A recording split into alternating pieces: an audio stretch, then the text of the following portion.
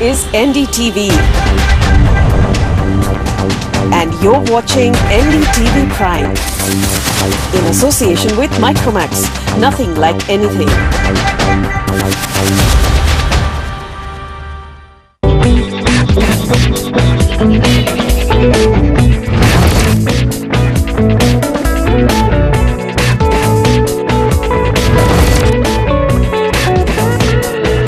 Well, in recent years, there's been much debate in India around ratings, around rankings, and by and large, while most of us agree that there's no reason why we shouldn't figure more prominently, as we've heard all the speakers, largely our reactions have been broadly in two categories. One, of course, are those who question the need for ratings, question the need for rankings, question the methodology and all of that, and another, who are, to use, for want of a better term, there's a lot of sort of hand-wringing around it. Why are we not figuring? Where are we losing out? What do we do? Oh no, we're never going to make it, and all of that, despite all indications being that we seem to be slowly but steadily getting on the right track. Of course, this esteemed panel has been introduced to you now, but I'd like to start by looking at why rankings, the need for rankings. Mr. Pai, with you first. There's been, perhaps not surprisingly, but there's been so much focus on we're a country with our unique challenges. We're a country where it's very different. You can't really compare our institutions to the financially rich institutions that have been around forever, built tremendous reputations. However, the need for ratings and rankings is something that we can't wish away anymore. How do you believe that we should strike this balance? Well, first let's understand that the world works on a set of rules. And the rules of engagement are drawn up by people who have the power balance in their hands. But we are 17% of this planet. Along with China, we are 40%. This world belongs to us. We must set the rules. Now, we've been out of this rules engagement for long. We must get inside, like in the WTO, like in the United Nations. We must participate and set the rules for the entire world with us participating, because it helps us come up to where we want to be. Now, we can stay out, but we are so globalized today. 50-60% economy is affected by global trends. And very soon, next 10 years, is going to be 75%. So staying out is not an option anymore. So we have to play by the rules. And to play by the rules, we must engage with the rule setters, participate with them, and fight this battle of ideas. Essentially, rule setting is a battle of ideas. So I think we should do it. We should get over all these hang-ups. These hang-ups are irrelevant for the time being. Right. They're irrelevant for the time being. Dr. Natarajan, how do you believe the paradigm really changing around you? Of course, we have, the IITs usually make it. We've seen this happen here. Very heartwarming, very encouraging to see that, they're holding key positions. But how do you see it sort of expanding beyond? It's a very provocative question that has been asked. Should we participate in the rankings? Of course, the answers can be yes, no, maybe. In the election stick, and none of the above. You can also say, the point is, why do we compete in Olympics? Why do we compete in world championships and things like that? Because we want to be a part of the world. Now, education, higher education, there are specific criteria and weightages on the basis of which these ranking lists are prepared. It's a matter of serious concern, and that's the reason the Secretary also pointed out that even the President says that you cannot ignore them. For too long, we have been ignoring these rankings. Oh, they don't matter to us. In fact, one of the institutions has said that already, but now they are being forced to look at the criteria. Professor Rob Lynes, is that sort of easier said than done, in a sense, to where when you sort of say that there are some things unique to India, we want that included, that has to be a parameter when we are judged. But then there are all those, who would argue, a student would say that shouldn't the sort of be a level playing field? Shouldn't the parameters be global and everyone judged on the same standards? The issue with rankings is that we make the measurable important rather than making the important measurable. What is easy to measure, we use as a parameter, and what is difficult to measure, we ignore. And that is why it has been said earlier, when we want to measure learning outcomes, when you want to measure innovations in education, when you want to measure what's happening for the student to have the right environment in a university, we have no measurables.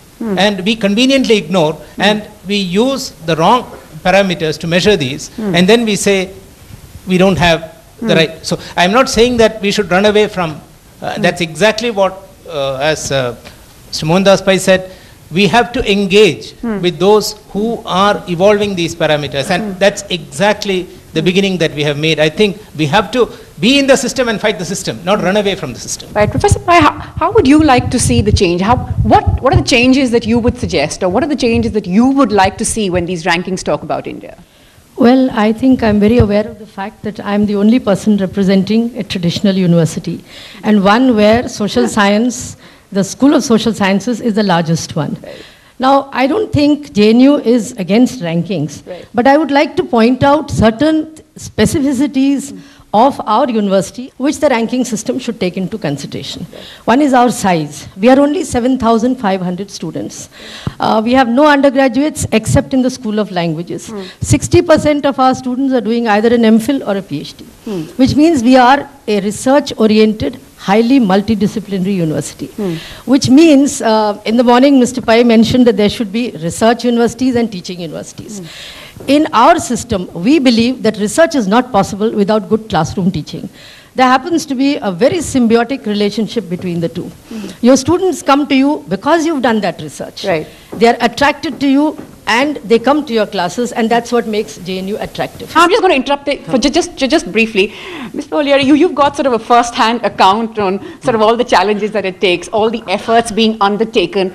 For all those who believe that lots of Indian educational institutions are, in a way, underestimated, globally, how would you respond? International rankings are primarily about research, because that is what is compared around the world. It's what an academic can read your research and can decide whether it's good or whether it isn't, whereas he or she has no idea really whether you teach well in your classroom. So where your universities are teaching oriented, you will be underestimated in a global sense if there isn't also a research arm. That doesn't mean that they're not valuable universities, and indeed if you had a domestic ranking, probably you would give more credence to the teaching side. In my domestic rankings, research is only a small part of the UK universities, and for that reason they're in a rather different order to the international ones. Right. So I just think not everybody can be at the top of the global rankings as long as they are, and they're as they are at the moment for practical, not philosophical reasons. Practical reasons and not philosophical. That's important. Mr. Pai and then Professor Ranganath. Mr. Pai, you spoke earlier about private universities and how they're sort of, in a sense, going to lead this, the next generation of Indian institutions, or even the existing ones on these rankings rise, and the sky is going to be the limit. But the challenge faced by our central universities, by all our government-aided institutions, of course, also enormous. There's no dearth of talent, there's no dearth of potential of work being done. But just putting their best foot forward is such an enormous challenge. Look, their primary obligation is to the student. If JNU gives a degree to the student, JNU should want the degrees recognized all around the world. And wherever the student grows with the JNU, they should be invited inside the door like Harvard or Oxford or Cambridge. It is their responsibility to make it happen. It's the faculty's responsibility. How do the faculty do that? By having good research, by having linkages, telling the world. Now, if you can't put up data on your web page, you have to do that. You owe it to a student. Right. And today we are in a global world. It is JNU is not just about Delhi or about India. Right. It's part of the globe. Right. And they got such fantastic faculty. Absolutely. Their faculty is comparable to some of the best in the world. So there's no reason why they should not do it. So the internal challenge. The much of the external challenge about funding is true of all global universities. Oxford has the challenge. Cambridge has the challenge. Everybody's got the challenge. Now they must go out, get funding from private sources, because government funding is coming down. Right. All over the world. It's a global problem. They must get out of their secluded towers and market and try to get more money. Right. I know it's very tough for them because they have ideological leanings in some of these institutions. Right. May not be them. Yes. So they have this challenge. But I think everybody has to come out and compete in this globalized world. Professor Ranganath, again, coming back to the focus, how do you see the next few decades when it comes to ratings, rankings? And do you see that India is finally waking up to the need, to the challenge of this? See, we are dealing with two things now. One is accreditation as this body, and the ranking. These are two different things. Accreditation is the one which makes sure that institution has the minimum requirements to provide higher education. Ranking, you are measuring a different parameter. So in order to improve this, some time back, NAC has started a NAC ranking, NAC indexing of the Indian universities and Indian colleges. The project is on now. Like that, all these things finally amounts to introspection.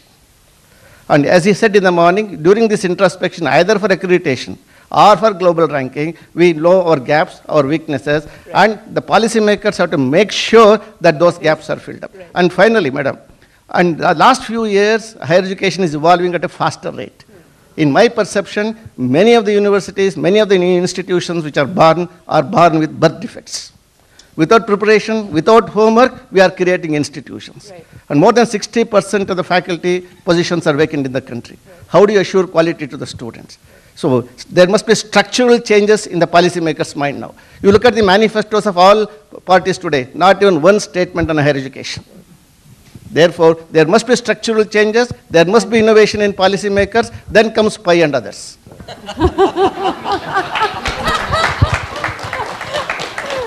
Right. Right. Mr. Ramaswamy, even as we talk about, the need for ratings, excellence, rankings and all of that, there are still all those institutions who would sort of think twice, who are not willing, as we've discussed, in earlier sessions, to come out, share their data. We heard Dr. Karthik there, speak about this is the figure that we take divided by the rate of the dollar, and there you have how much we are charging. That is the tuition fee. That's the kind of reluctance. They don't want to share information. Often they are very dense, and things aren't always above board either. It's quite a mammoth challenge. It definitely is. It definitely is, and it starts with some fundamental shift in thinking. A good analogy is like, many of us have kids here, and in their classrooms, right from primary, secondary school, there's a bit of ranking that happens. Nobody questions them as to why is my kid ranked 5th or 6th or something. Nobody questions why is the school getting into ranking. We accept ranking in many facets of life, and we also work towards how do we make this better. Well, if you think that the ranking is not in the right directions, parents do get together and say, why don't you add physical education as a part of it? But that happens only when you are a part of it, you understand and you believe there is something that needs to be different and you represent. Good example is, diversity, and that's my favorite point. In India, diversity is so much. All global rankings give internationalization few marks. I mean, this is a country which has so many states, and what is more international than somebody from South India, studying in Banaras or the other way? Like, why is that? But that will happen only when somebody stands up and explains that this is the diversity which is the human resources that we are developing should be of global standards. So whatever state we are, we should start thinking globally. Richard, there are all those cynics who've argued that a reputation of a big educational institution is perhaps like a super tanker. There's, once you've got it on track, there's very little you can do to sort of, unless you do something disastrous, you're going to sort of remain there. With your experience of having seen the best of both worlds, if I may say, you've seen it there, you've seen it here, what do you believe is India's biggest challenge? I remember being on a similar panel this last year, and a representative from QS stood up and said, actually, he's getting quite frustrated on the stage with some of the kickback, and he said, actually, India is the most difficult country to get data from, and that was the single point I took away from that day, whereas in countries like the UK, universities have been geared up to kind of share information, open source data and so on, because they want to be in that competition, they want to rank. I mean, a lot of it's research driven, but they want to be a part of that competition. And so I suppose my humble opinion would be hearing the experts on the panel and others saying it's the transparency and openness of the data which will provide the consistency of the ranking, but also unfortunately perhaps reveal, it's the dye that you pour on to reveal the cracks as well, but you need to reveal that before we can then build a solid base. So what is the basic challenge we have in India? We are a very feudal country.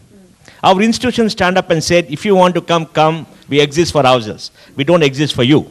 That has to change. How many of our institutions have gone to the most brilliant young people, given them scholarships and asked them to come, like an Oxford will do, or a Cambridge will do, or anybody else? So we have to create much more open, competitive systems. They would, of course, say, sir, that they are overwhelmed by the numbers. How many would they respond to? How would you respond to that? That is ridiculous, because we are a country of 1.3 billion, you can't escape. Right. And to think that an IIM, many IIMs are here, can need only 100 people to come, and only 100 are the best. The IIT will admit only 500. We don't want more, because quality will come in a 1.3 billion country. It's totally ridiculous.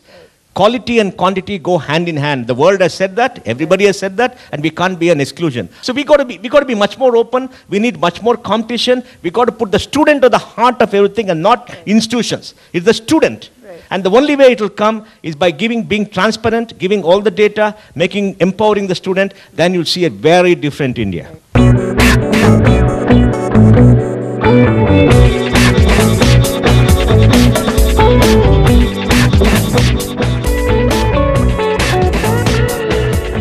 I have something for you. So the Economist actually recently in a poll has put the IIM Ahmedabad higher than Harvard in its recent poll. In fact, just over the weekend, on basis of return of investments, and you get more, your return on investment from IIM Ahmedabad is more than it is from Harvard. But we're open to questions from the audience. If there are any, you can just raise your hand and we'll come across to you. Yes, we have a question there. So I am in the business from the international perspective, but more, this question is more as a student who studied in India, went internationally on a similar program of a scholarship to get international education. But my bigger question is, are we fighting too much within ourselves, within the system, than to come together and have competing opportunities globally? And two, are the top schools actually too complacent amongst we are the top and not wanting to compete outside? I don't think there is a reluctance on the part of universities to compete. It's perhaps the lack of awareness, the lack of that need that they feel.